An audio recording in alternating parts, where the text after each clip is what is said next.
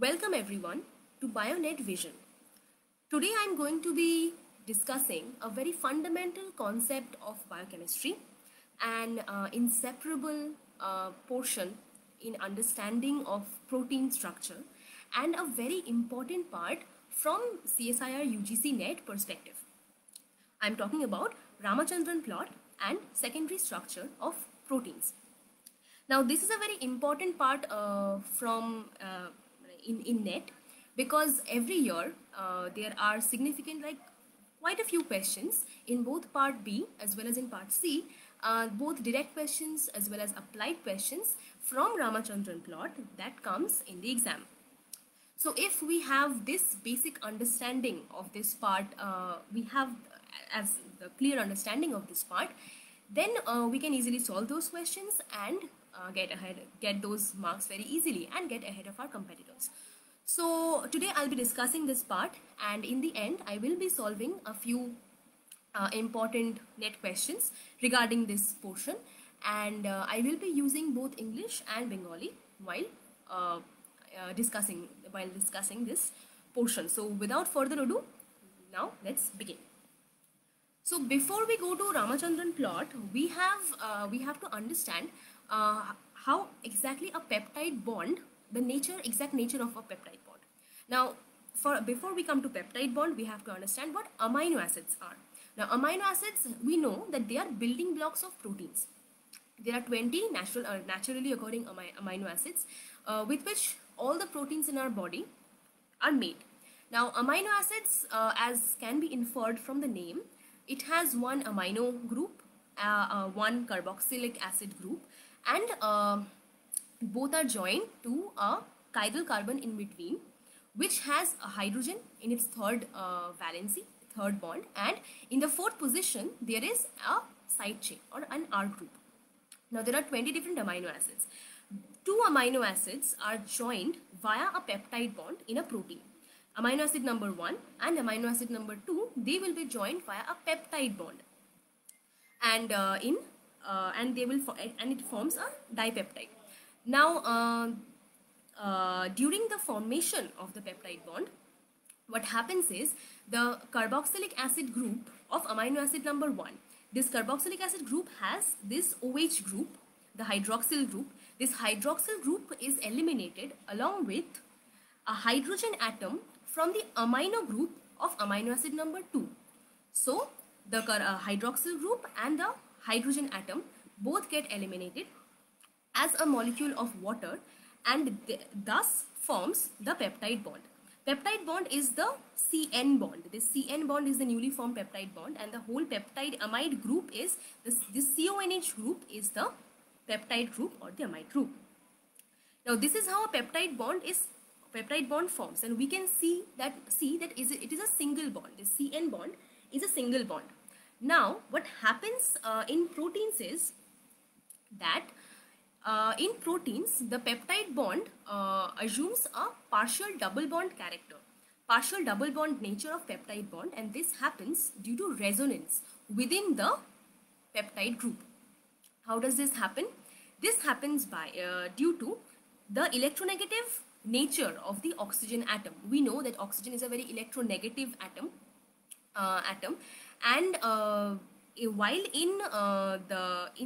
it is bonded, this carbonyl group, while it is bonded to the carbon, due to its electronegative nature, the oxygen attracts this bonded electron pair, one of the bonded electron pair with carbon, towards itself. And due to this, because of the shifting of the bonded electron pair towards oxygen, oxygen acquires a negative charge. First it acquires a delta negative charge, and then it acquires a negative charge.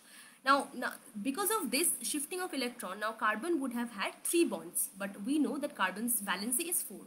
So what carbon does is, there is a lone pair of electron on nitrogen. This nitrogen atom has one pair of lone electrons on nitrogen atom, and this pair of electrons gets shifted and gets shared by carbon and nitrogen both. So this electron pair gets shifted to this position, and so there is now a formation of double bond. one single bond was already present, and now another pair of electron comes and forms a bond between them, gets shared between them, and then thus forms a bond. So this becomes C double bond N. This becomes a double bond, and due to this donation of electrons, this nitrogen now acquires a positive charge on it. So this is how, and because of resonance, this single bond, the peptide bond, which was a single bond, now becomes a double bond. But this is not a permanent nature. This thing is shown as in arrows. This means that this resonance, this transformation, this single bond transformation to double bond, this happens continuously. So this bond is continuously becoming double bond, and the double bond is continuously becoming single bond. So due to this fluid nature of the electrons, we say that the peptide bond, when in a protein, has a partial double bond nature, has a partial double bond character. And there are several consequences of this partial double bond character of peptide bonds. Like, the peptide CN bond is somewhat shorter than the CN bond in a simple amine, because length of double bond is smaller than single bond. Because we have studied in like class 11-12 in chemistry that the length of single bond is like longer than the length of double bond. So, and the length of triple bond is even smaller than the length of double bond. So this means that whenever the number of bonds increases, the bond length decreases. And we see, and here there is a transformation between a single bond to a double bond, and this is a partial double bond, not completely, because this keeps transferring between one and the other. That's why, because of this partial double bond generation, this peptide CN bond is somewhat shorter than the CN bond in a normal amine compound. The second consequence is that the oxygen has a partial negative charge and the nitrogen has a partial positive charge, setting up a small electric dipole. So the oxygen, we can see that oxygen has a negative charge, the nitrogen has a positive charge. So both of them remain close together, and this sets up, this like forms a small electric dipole in the peptide unit. And a protein has several peptide bonds. All of them will be are assumed to be in this form, and all of them will be having this small electric dipole.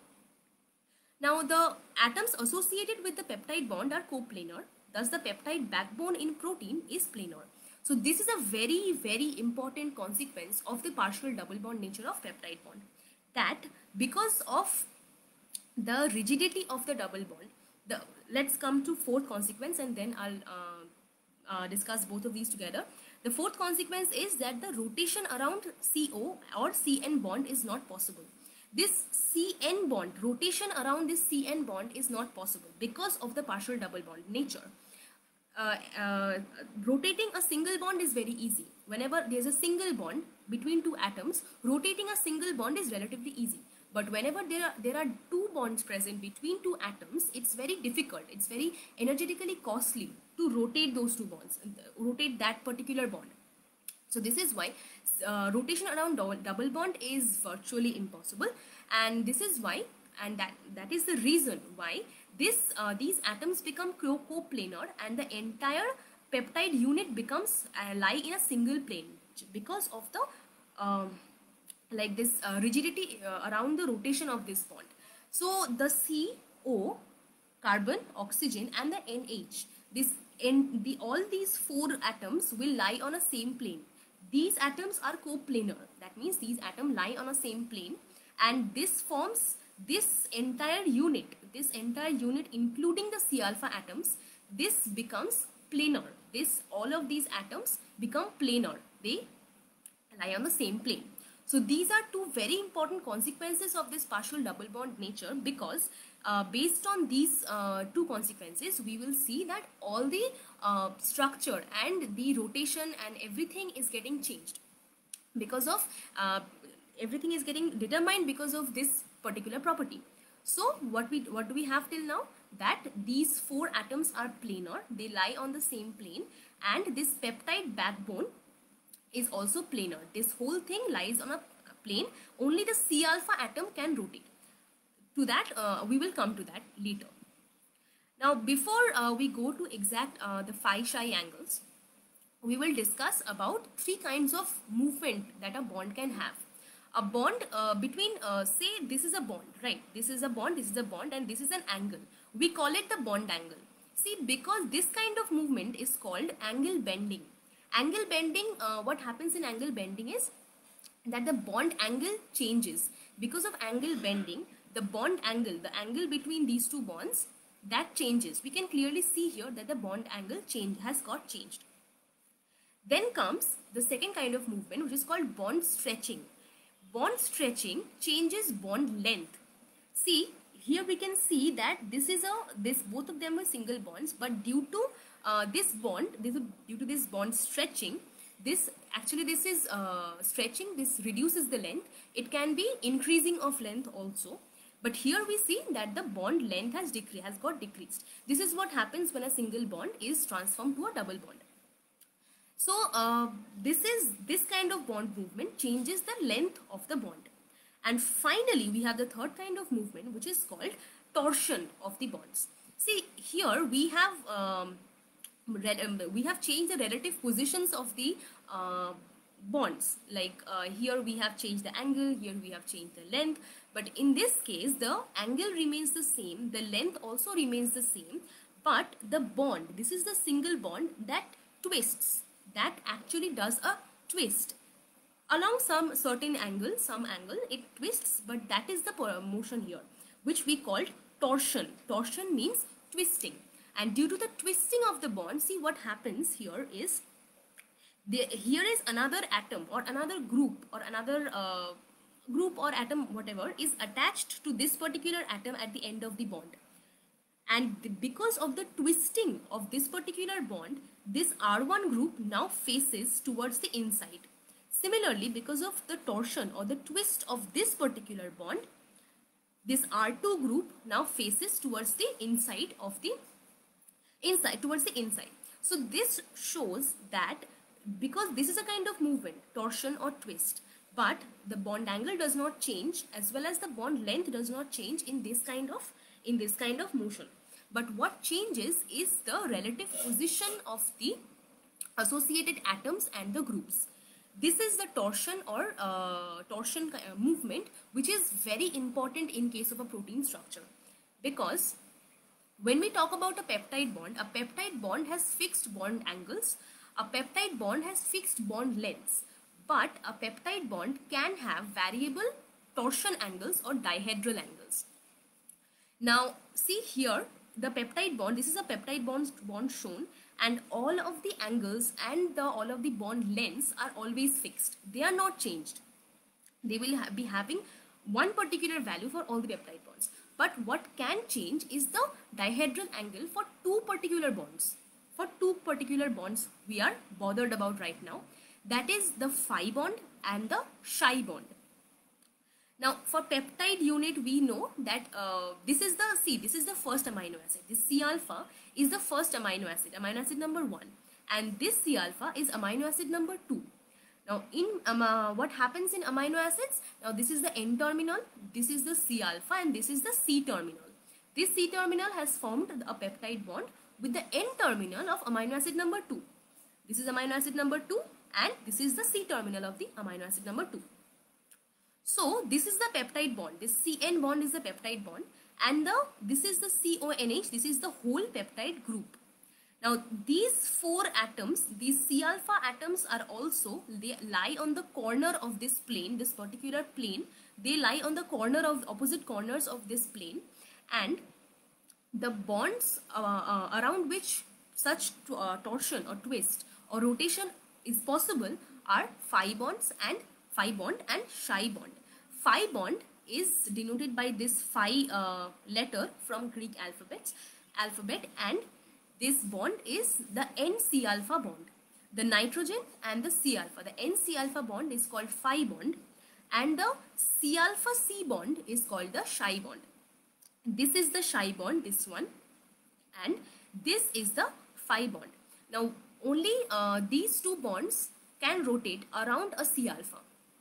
We are talking about the C alpha, and the C alpha is like flanked by these two bonds around which rotation can be possible. That means these two bonds can twist, these two bonds can rotate. Okay, and so, but which bond cannot rotate? We have just seen that CN bond, the peptide bond, the CN bond cannot rotate because this bond has a partial double bond character. It is not shown it's in this diagram, but this bond has a partial double bond character, due to which this bond cannot rotate, and this is fixed bond. But this, and that is why this whole unit becomes planar. But this particular bond, this C alpha C bond and the NC alpha bond, this can be shown here and here also. They can rotate and they can assume different values. Okay, and only and we all Ramachandran plot and all the secondary structure, everything is bothered about these two bonds only. These bonds that flank the C alpha atom. Now, so all the peptide bonds, whatever diagram we have seen thus far, all of them were shown in trans configuration. Now, peptide bonds can be cis, can be trans. Now, trans peptide bond means this is the main peptide bond and the main functional atoms, that is the C alpha atoms, are situated on the opposite side of the peptide bond. See, this C alpha is situated in this direction and this C alpha is situated in the opposite direction. This particular configuration is called the trans conformation. And this is the cis peptide bond in which the both the C alpha atoms, the main functional atoms, lie on the same side of the peptide bond. This is the peptide bond and the C alpha atoms lie on the same side. This is the cis peptide bond. Now, usually all the peptide bonds in a protein or in a peptide, polypeptide, are all usually found in the trans peptide form. This is because in the trans form, this oxygen and this hydrogen are also further apart, are placed further apart, and this helps them to avoid steric hindrance or steric overlap. This is why peptide bonds are usually in the trans conformation in peptides. Another important consequence is that the C alpha atoms are further apart. The C alpha atoms are further apart, along with all the R groups and everything, they are further apart.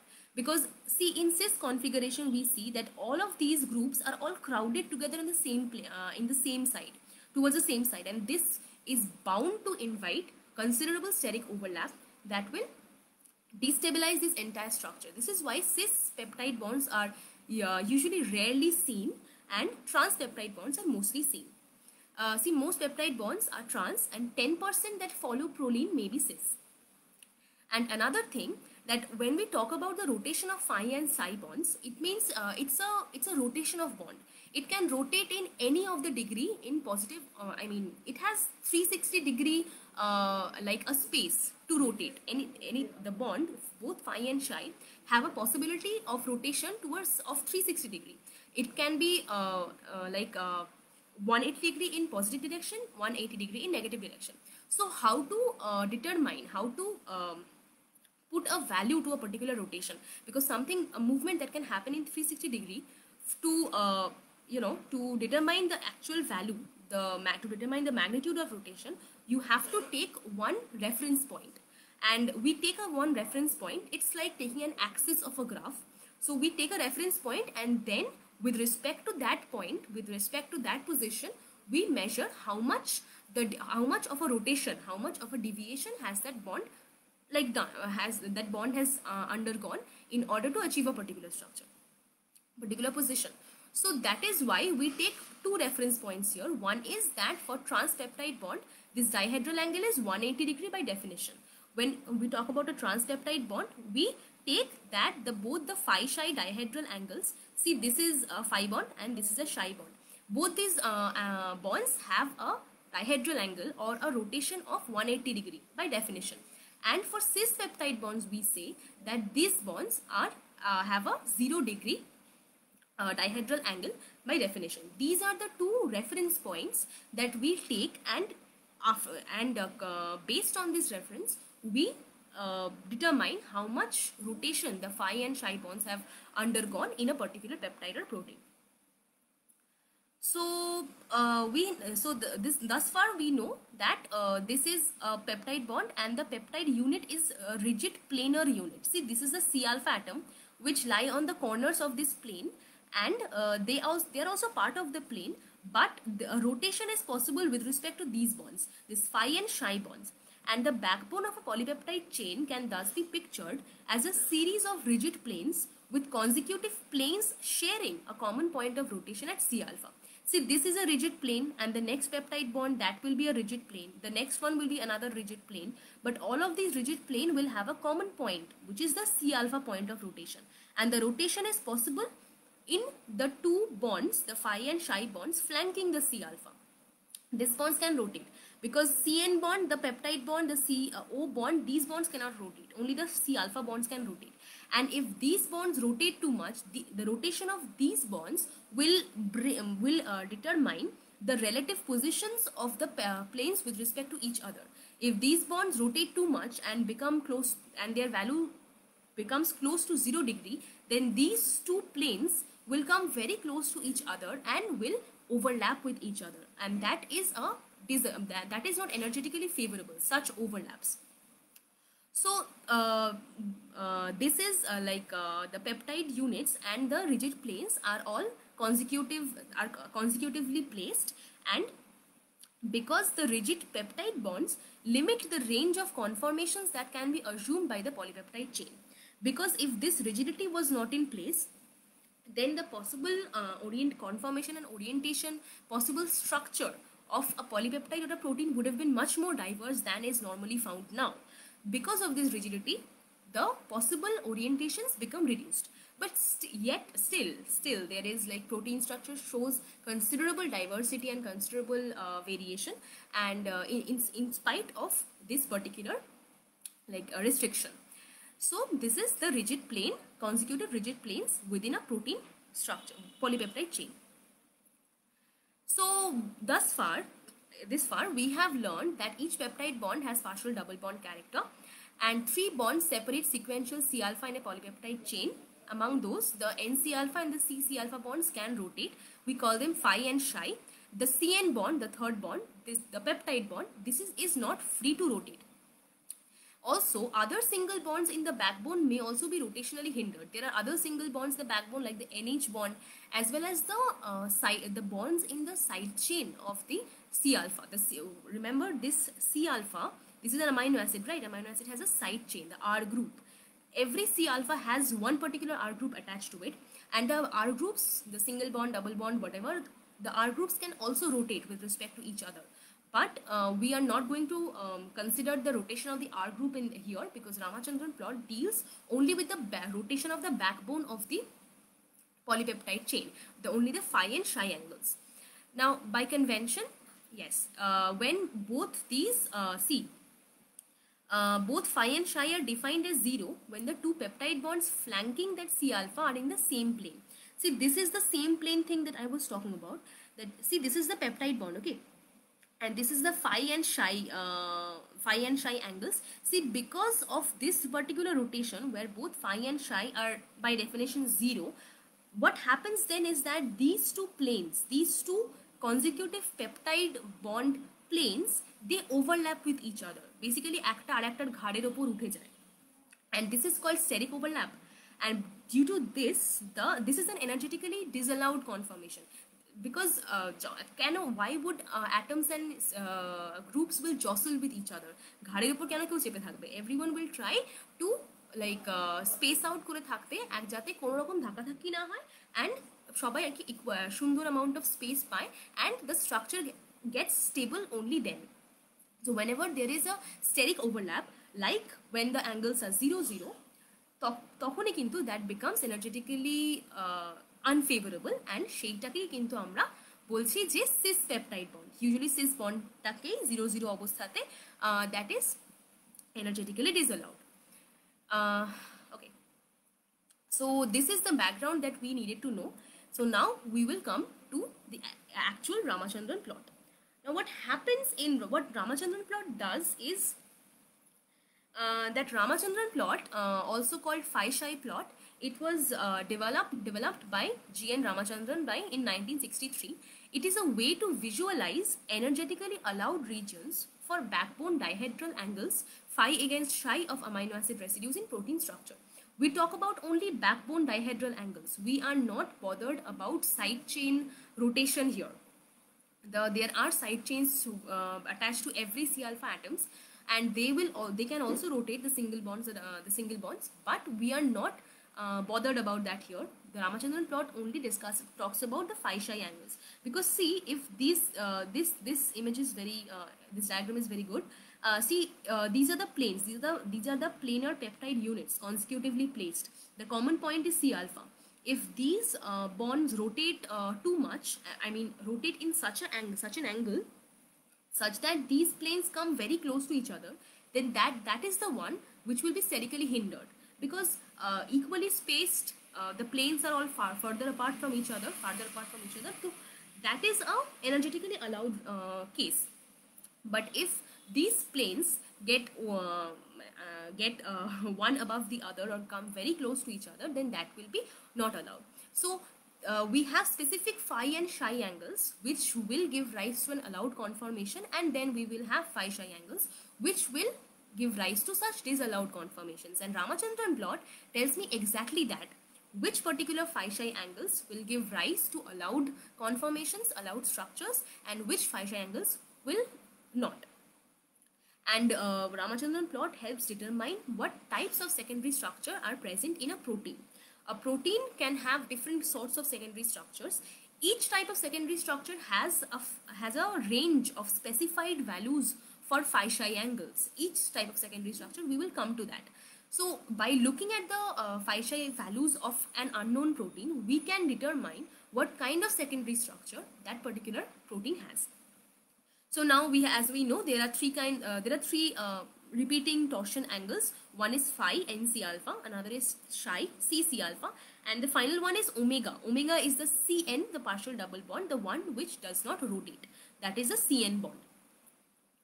And dihedral angles are measured between -80 and +180. We take the reference, the cis one, the complete overlap one, as 0, 0, and the trans one, completely trans one, as 180, both plus and +180, and the rest of the values, the values of proteins lie between these reference points. So this is how a Ramachandran plot looks like. The areas shaded dark blue are fully allowed. See, this is the dark blue region within the graph which are fully allowed. Okay, before going to that, let me explain the axis of the graph first. See, this is a graph. This is the origin point. In case of when we do graphs, the origin point is usually we take here. I mean, that's a intersection point of the axis. This is also the intersection point of axis, but this is the origin point, and and the axes are this is the bottom axis. It shows the phi angle, the phi bond, and this shows the psi bond. This vertical axis, this shows the psi bond. Both of them intersect here, these axes, and this is the origin point, and this is the plus of phi, the plus phi angle plus 180. This is 0 to plus 180 in phi, and this is 0 to minus 180 in psi. In phi 0 to minus 180. So from origin point we go to up to plus 180, and we go in the opposite direction in the minus 180. And similarly, in case of psi bond, from 0, if we go above, we get plus 180, the value still plus 180, and if we go down, we get the minus 180 psi values. Now these are all in degrees, these are all angles, and every point in this graph, see, this is a big range, but this whole region consists of numerous points, and every point in this graph represents one particular value for phi and psi. So all of these have like coalesced together and form this one particular region, but every point has one particular value for phi and one particular value for psi. This is like a coordinates. Like when we used to do graph in school, we used to have coordinates. Every coordinate identifies one particular point in a graph. Same is the case here also. We have every point will have one particular value of phi and psi. Now we come to the regions. We have first the dark blue region. This is the dark blue region, which is the fully allowed region. This means that these conformations involve no steric overlap. This is completely energetically allowed. The points residing in this place, the values that the phi psi values that the points have, are all energetically allowed. Taking these particular angles will lead to no steric overlap. Everyone is well spaced, and there is like no dhaka dhaki or anything amongst them. So these are all allowed regions. There is a dark blue region here, there is a dark blue region here. Then comes the medium blue. This is moderately allowed. These angles are also found in protein, but these are not as energetically favorable as the dark blue ones. And these are allowed at the extreme limits, or for extreme limits, or when a certain actually these, it's not that these will be completely disallowed.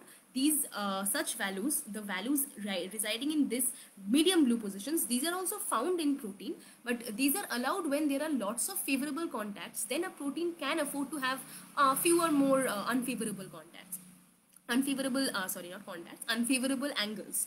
So this is like energetically moderately allowed position, these angles. And often these are more found in loops and turns and unstructured regions. And those regions can have values from this medium blue region. And finally we have the lightest blue region, which is rarely allowed. Now this is the lightest blue region, which is the values, the Fisheye values from this region is rarely allowed. This is not usually seen in proteins, and they are permissible if a little flexibility is allowed in the bond angles. See, we have said that bond angle in a peptide bond are fixed, but if a little flexibility is allowed, if the bond angles are allowed to be changed a bit, then we can have such Fisheye values. Because since they are energetically so little allowed, like they are not very favorable, so that's why in order to have these values, we have to compromise somewhere else, which can be in the bond angles. So this is the lightest blue, the rarely allowed region. And finally the unshaded portion, there is a yellow portion, that's the sterically disallowed conformations. See, the majority of the graph is such yellow unshaded such points which are sterically not allowed, energetically unfavorable, completely energetically unfavorable.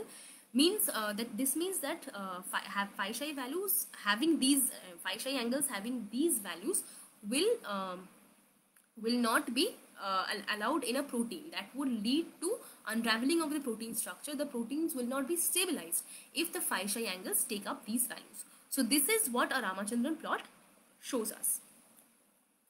Now we come to a little bit more detail that which secondary structure actually occupies which region in a Ramachandran plot. Now anyone who study Ramachandran plot, this is the basic graph that everyone has to really prepare well and memorize it and print it in their mind very well. See, the region that we have seen, this is just that. Only the lightest blue region is not shown here because that is kind of very rarely seen in proteins. And now we will focus on the specific secondary structures. The beta sheet, the alpha helix, I will teach just next to this, after this.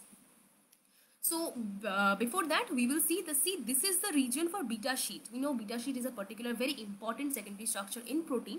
And beta sheet, the beta strands, actually all the Fisheye angles take up values within this range. This range has positive of Chi value and negative of Phi value. This region is for beta sheet, all these values. Similarly, we have this particular dark region. Again, red region means energetically completely allowed. This region belongs to alpha helix, which is the most common alpha helix is the right-handed alpha helix. And this region is energetically most allowed for right-handed alpha helix. And finally, we have this one medium allowed region, the left-handed alpha helix. And this is left-handed alpha helix. And this is, we see that it has no red portion. This means this is medium allowed. And we don't get to see extended left-handed helix in proteins. We mostly get to see right-handed helix.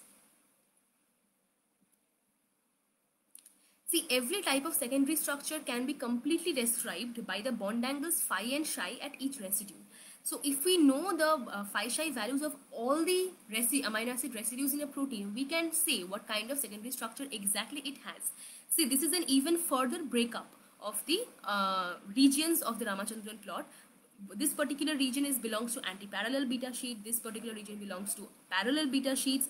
Then we have all the kinds of different kinds of secondary structures in this graph depicted. Now, see, for example, the structure of cytochrome C shows many segments of alpha helix. This is a cytochrome C protein, and it mostly has alpha helix with a few loop region. So we see that when we determine the Ramachandran plot of cytochrome C, we see that all the values are clustered around this region. This region, all these red points, these are all coordinates, and every point depicts one particular value for phi and psi angle. And see, all these values, there is a red blotch here, which means all the values are more or less clustered in this point. And this means that most of the phi psi values of this protein lie in this region. And as we can, if we remember, this region belongs to right-handed alpha helix. See this region, this region. So we can say that cytochrome C mostly has right-handed alpha helix as its secondary structure.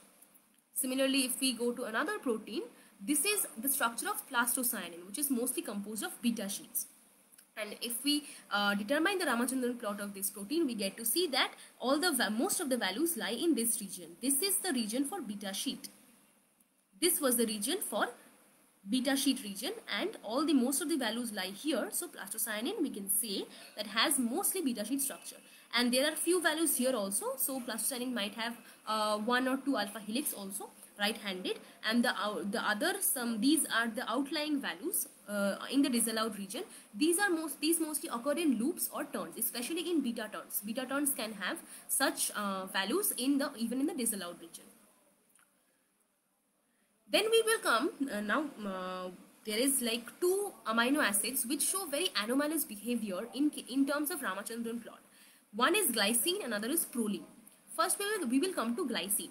Now glycine is the smallest amino acid. The side chain of glycine is nothing but another hydrogen atom. So this hydrogen atom is very small. So it's like glycine has almost like no side chain. So this is a glycine molecule, and due to this the presence of such a small side chain, glycine has enormous flexibility. This glycine molecule has enormous flexibility because of such a small side chain. It's like only the backbone is present, and due to this, the phi and psi angles can take up lots of different values, the values that even other amino acids cannot take.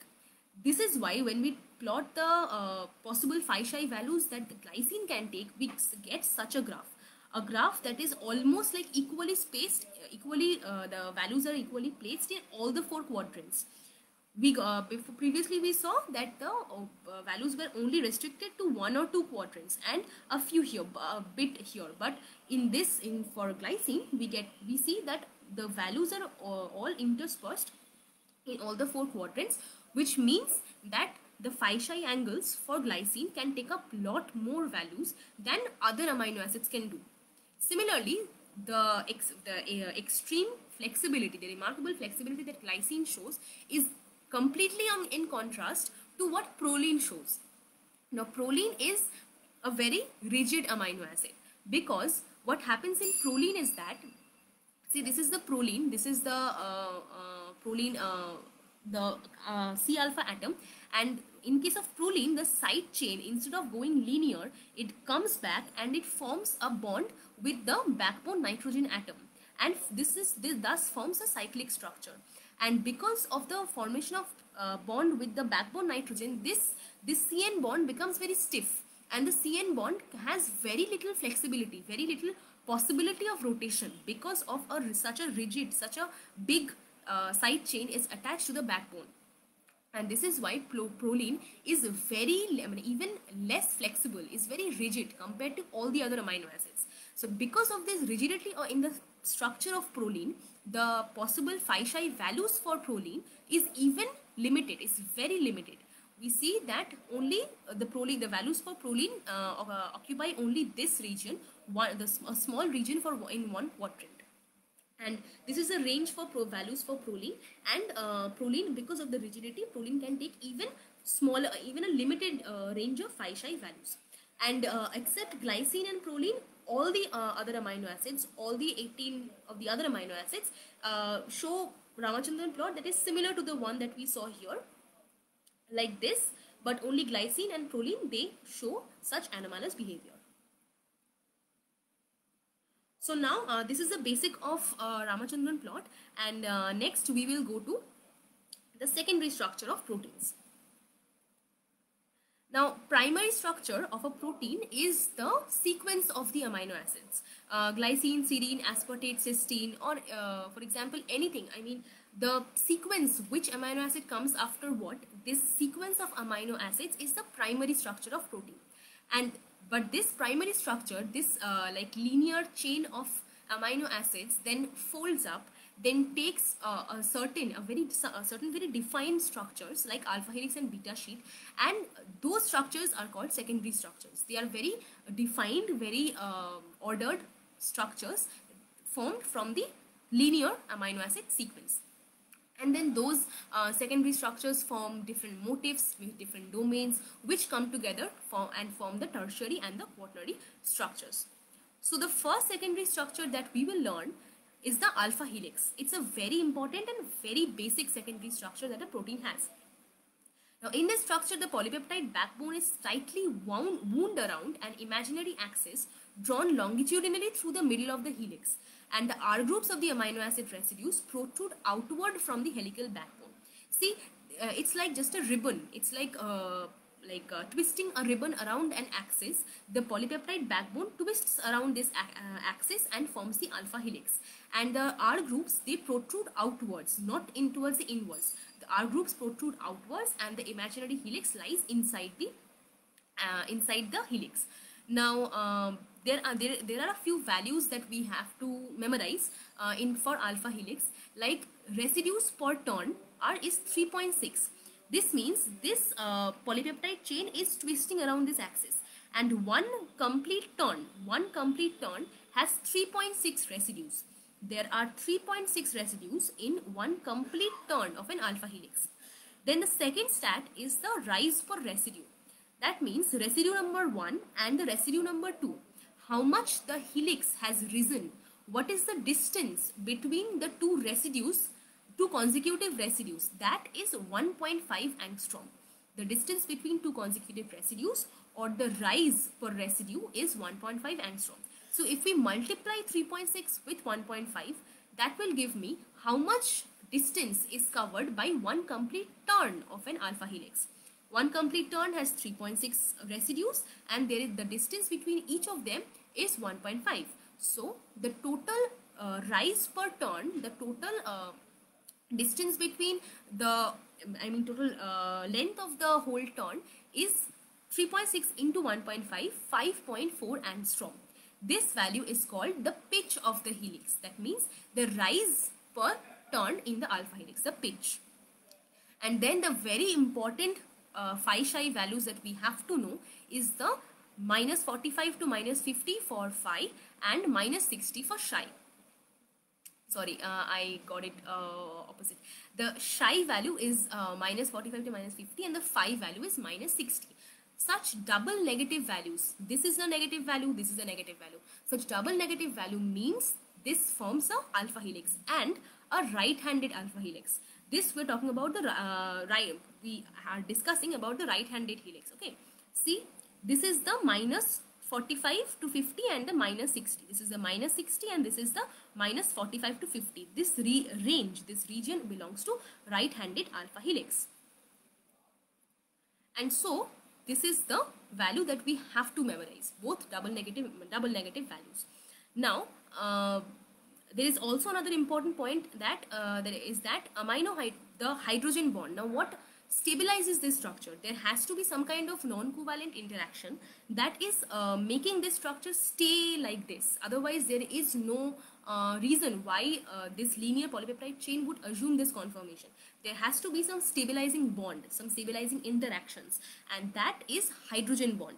There are extensive hydrogen bonds present in the alpha helix that holds the whole helix together and keeps it in this conformation.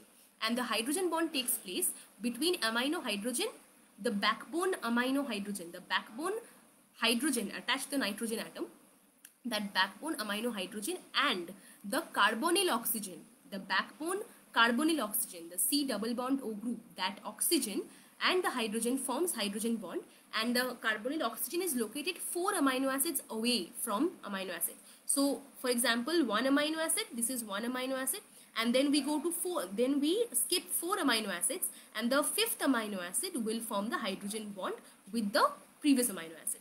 So one backbone hydrogen forms the hydrogen bond with the carbonyl oxygen 4 amino acids away. And if we count the atoms in this amino acid, there are 13 atoms in this loop. Loop is the participating atoms in a hydrogen bond. We count the atoms in this particular loop. See, this is a if we take this hydrogen bond into account, we get to see a loop in this position in this case. And if we count, there are 13 atoms in the backbone only. There are 13 backbone atoms forming this loop between this O and H. In this loop, there are 13 atoms. This is a fact. Now, okay, and the helical twist is right-handed. There are left-handed also, but left-handed, extended left-handed alpha helices have not been observed in proteins. It's mostly right-handed that we get to see. And there are two, again, we come to these two amino acids, proline and glycine. These two amino acids, they destabilize an alpha helix. Destabilizing means whenever an alpha helix has a proline or a glycine in between, then the alpha helix structure is not stabilized, and the alpha helix will not form properly. The alpha helix will open up. It will not form properly if proline or glycine is present. Why is it so? Because in proline, the nitrogen atom is part of a rigid ring, and rotation about NC alpha bond is not possible because of proline's inherent rigid structure. Thus, a proline residue introduces a destabilizing kink in an alpha helix. Whenever a proline is present, because of the rigidity, there is a kink in the smooth ribbon-like structure. Also, the N atom of proline residue in a peptide linkage has no substituent hydrogen to participate in hydrogen bonds with other residues. We need to have hydrogen for to form hydrogen bonds with an amino acid 4 positions away. But when proline, the proline nitrogen already has one less hydrogen, and when it forms a peptide bond, it has no hydrogen. Whenever proline is part of a peptide bond, it has no hydrogen atoms left bonded to it, and that is why it cannot participate in hydrogen bond with another amino acid when in an alpha helix. And this is why, because of these two reasons, we do not get to see proline within alpha helix. In fact, proline is called helix breaker. If proline is present in an alpha helix, the helix will break. But glycine also occurs infrequently in alpha helices because of a different reason. Because glycine is so flexible, because of such a small side chain, glycine is so very flexible that it whenever it is present in an alpha helix, it destabilizes the alpha helix because of extra flexibility. So this is why, because of two contrasting reasons, we see that proline and glycine are usually not present in alpha helices, and they act as helix destabilizers or helix breakers. There are also two kinds of alpha helixes, two special kinds of alpha helixes called pi helix and 310 helix. The difference is that the pi helix has the hydrogen bonding between n plus 5. That means the hydrogen bonding takes place between amino acid number n and amino acid number n plus 5. That means amino acid 5 residues away. Between those two, hydrogen bond will take place. In normal alpha helix, the value was n plus 4. That means amino acid 4 residues away. But in pi helix, we get to see n plus 5. And for 310 helix, we get to see n plus 3. Amino acids 3 residues away, such hydrogen bonds are takes place. And if we see the side view structures, this is alpha helix. The 310 helix is more extended. The helix pitch is higher for 310 helix, and for pi helix is more compact. It's very short and squat structure. The helix pitch is smaller for pi helix. So these are two rare kinds of alpha helices that is found sometimes in proteins. Next we will come to beta sheet. This is the second most important secondary structure found in proteins. Now beta sheet, alpha helix is a helical in structure, but beta sheet is has a more extended conformation in a polypeptide chain. the backbone of the polypeptide chain is extended into a zigzag structure. So this is how a beta sheet looks like. It's like a linear chain of amino acids, but in a zigzag form. Like one atom is above the plane, one atom is below the plane. I mean, one side chain is above the plane, one side chain is below the plane. This is how in a zigzag form it gets extended, and it is extended, which means the length between the distance between two residues is longer, which is why it seems like a strand, like a long piece of strand, this beta strand structure. The zigzag polypeptide chain can be arranged side by side to form a structure resembling a series of pleats.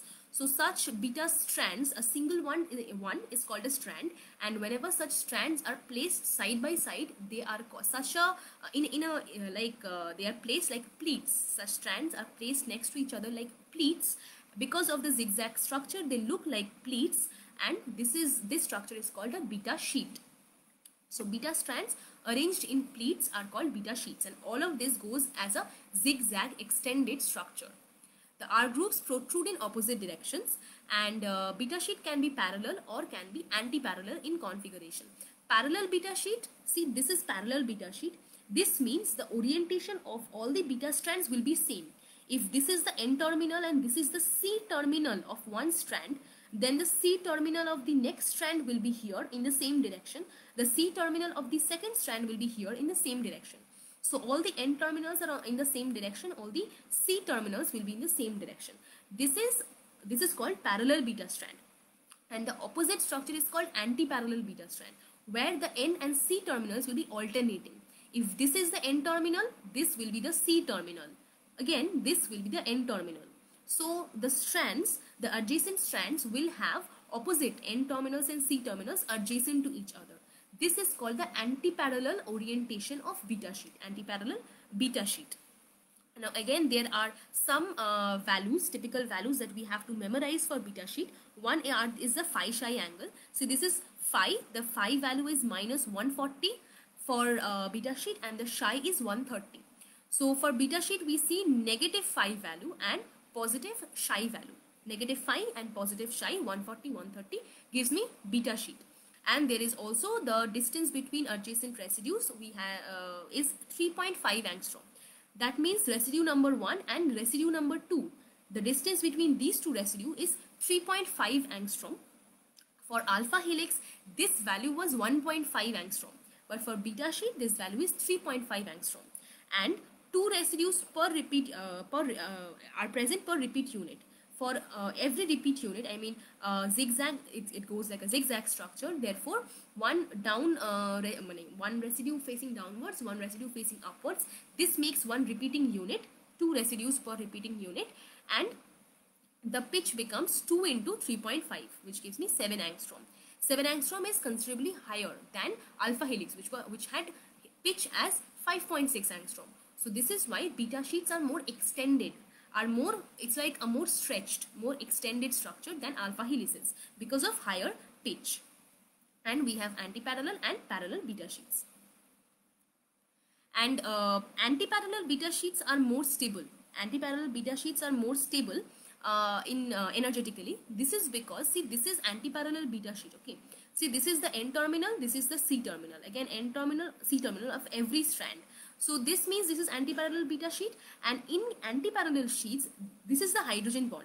Now there has to be hydrogen bond, such non-covalent interactions that will stabilize a beta sheet structure, and hydrogen bonds are present here also. But here hydrogen bonds are present between two different strands. In alpha helix, we had seen hydrogen bond was present within one strand, but in beta sheet, the hydrogen bond is present between two different strands, and this is how it looks like. And see, in anti-parallel beta sheet, the hydrogen bond are very like short, and the atoms are close together, and the hydrogen bonds are shorter. Shorter hydrogen bonds. Shorter bonds mean more stronger bonds. The longer a bond is, the weaker the bond becomes. The shorter a bond is, that means the participating atoms are closer, which means the bond is stronger than a longer bond. So this means shorter hydrogen bond would mean a stronger hydrogen bond. Okay, and but see, for parallel beta sheet, all the N terminals are in the same direction, and all the C terminals are in the same direction. So this is a parallel beta sheet. But in what happens in parallel beta sheet is that the strands are placed in such a way that the participating atoms become farther apart in case of parallel beta sheet, which means the hydrogen bond length now becomes longer. The hydrogen bond now becomes longer, which means the hydrogen bond now becomes weaker. And due to this weaker hydrogen bonds in parallel beta sheet, such parallel sheets are less stable than anti-parallel beta sheet. So just because of due to the presence of such longer or such shorter double bonds, we get to see that parallel beta sheets are less stable and anti-parallel beta sheets are more stable. So this is the we have specific position for anti-parallel beta sheet in Ramachandran plot, specific position in parallel beta sheet, all lies within the range that is for beta sheet range. Okay, so this completes the Ramachandran plot part and the basic of alpha helix and beta sheet. And now we will solve a few questions from CSIR net. So this question states that the measured values of main torsion angles of a residue in a polypeptide has values phi and chi. What type of secondary structure is most likely to be present in it? So there is a particular polypeptide chain that has phi chi values given as like this. Like phi value is plus 50 and chi is plus 60. What type of secondary structure is most likely to be present? See, for both double positive values, if both the values phi and chi both are double positive, let us go back to the Ramachandran plot. See this in the plot. In the question says that both the values are positive. The phi and chi both are positive values. This is the quadrant that has both the positive values. See, this is 0, 0 point and this is the plus phi region and this is the plus chi region. So this quadrant, this particular quadrant has both the positive phi chi values. And if any polypeptide chain has values in this region, this means this region belongs to there is like only left-handed alpha helix belongs to this region. The allowed region angles in this region only belongs to left-handed alpha helix. So we can say that if a polypeptide chain has such double positive values, that means that the secondary structure most likely present is left-handed alpha helix. Okay, now we will go to the next question. The phi and chi values of a beta strand composed of all D amino acids will mainly occupy which quadrant in the Ramachandran plot? Now, all the Ramachandran plot that we have learned till now is were of L amino acids. But in this case, this question talks about D amino acids. So for D amino acids, let me tell you that they will occupy the lower right. This is the value for L, this is the plot for L amino acids, this is the normal plot. But for D amino acids, see, D amino acid has the opposite stereochemistry than L amino acids, and so all the possible phi chi values, the angles will just become the opposite, and the opposite which means the values will just get flipped in diagonally. So whatever values, whatever regions were present in upper left quadrant will now come to lower right, and this lower left will now go to upper right. So this is how the values get skipped and not skipped, the values get flipped diagonally for D amino acids, and this is how the phi chi values, the axis remains same, just the position of the values get flipped. Okay, this question is says that in a 30 residue peptide, the dihedral angles phi chi have been determined by some method.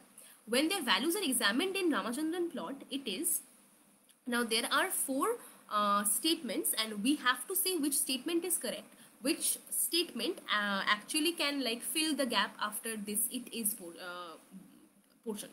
So we have to find the correct statement. So what the first statement is that it is not possible for phi chi values to be distributed in the helical as well as beta sheet region. Now, this statement is wrong because if a protein has both alpha helix and beta sheet region, then the phi chi values will be distributed in both the alpha helix and beta sheet region. It's not that if a protein has both the regions, the values will only be present in one region and not the other. So if a protein has both the alpha helix and beta sheet, the values will also be present in the corresponding regions in the plot. So first statement is wrong. The second statement says that it is possible that the phi psi values are all in the helical region, although CD spectral studies indicate beta sheet conformation. Now, circular dichroism tells me, this particular method study tells me what is the exact percentage of alpha helix and beta sheet that is present in a protein. What is the exact percentage of alpha helix and beta sheet present in a protein? So, but if we get from circular dichroism study, we see that the protein has beta sheet conformation, then in the Ramachandran plot, the values will also be present in the beta sheet region. There cannot be, like, if the study is correct, then there cannot be such conflicting results that one study is showing alpha helix but another study is showing beta sheet. So this statement is wrong. If circular dichroism studies shows that the values are that the protein has beta sheet conformation, then the Ramachandran plot will also have phi psi values in the beta sheet region only. So this statement is wrong. And then we come to the third. Let's first go to the fourth statement, that it is not possible to conclude if the peptide is entirely helical or entirely beta sheet conformation. This is absolutely wrong, because we determined Ramachandran plot. One of the reason is to see that what kind of secondary structure the protein has. So it is absolutely obviously possible to determine alpha helix and beta sheet. So now this statement is also wrong, statement 4. So the third statement is says that it is possible to conclude that the peptide is composed of entirely D amino acids. So if we see that all the values are lying in the opposite quadrants where normally the values do not lie for L amino acids, then we can easily say that the protein consists of D amino acids. So the correct answer in this case will be option 3. Now the next question says that statements related to protein structure. Now a dihedral angle of an amino acid X in this particular structure is in a Ramachandran plot occur in a very small but equal areas in the left and right quadrants. It can be concluded that X is not one of the 20 coded amino acids. Now what does this question say? Now there is one amino acid and this is acetyl and methyl. This group does not make a lot of difference. It only like covers the terminal groups and forms amine groups in the end. But that's it. There is nothing to be bothered about these terminal groups. So we are bothered about this particular amino acid, and it is said that the Ramachandran, the phi psi angles, they occur in very small but equal areas in the left and right quadrants. But if we remember the Ramachandran plot, there are no regions that shows that there are no values that show equal presence in both the quadrants. The Ramachandran plot is very skewed towards one particular quadrant. Most of the values lie here, some lie here, and a very few lie here. But there are no regions where the values occur equally in both the quadrants for a normal like amino acid, a normal Ramachandran plot. But this particular question says that the values occur in equal areas in the left and right quadrants. So it can be concluded that X is not one of the 20 coded amino acids. So this statement seems to be correct, that if such a phenomenon occurs that the values are equally spaced in both the quadrants, then that particular amino acid cannot be one of the 20 coded amino acids. So statement A is correct. Then statement B says that the dihedral angles of a 20 residue peptide are represented in the Ramachandran plot. It is possible to conclude that the peptide does not have a proline. Now you cannot decipher sequence, or you cannot decipher one particular amino acid from Ramachandran plot. The Ramachandran plot tells you an overall gives you an overall picture, but you cannot see a Ramachandran plot and say that the protein does not have a proline, or the protein does not have a glycine. You cannot say that. So statement B is not correct. Statement C, two proteins can have a similar fold even if they do not share similarity in primary structure, which means that sequence can be dissimilar, sequence can be different, but the 3D structure, the similar folds, domains and folds, similar structure can be seen in between two proteins. And this is a correct statement, because even if we study protein structure, even if the sequence is different, the overall 3D shape can turn out to be the same for different proteins. So statement C is correct. And finally, the last statement is that on denaturation of protein by urea, the interactions that would be disrupted are ionic van der Waals but not disulfide bonds. We know that urea denatures a protein by disrupting all the non-covalent interactions, but urea cannot reduce the disulfide bonds. Urea cannot like break the disulfide bonds, and that is why we need separate agents like beta-mercaptoethanol, which can specifically break the disulfide bonds. So this is a correct statement. Urea cannot break disulfide bonds. So the combination with all the correct answers are A, C, D, option 2. Okay. Okay. So I will end the class here, and there are lot more questions to solve and a lot more details to go in. But this is the part that I will be concluding my discussion here. So thank you everyone for giving your attention. Thank you.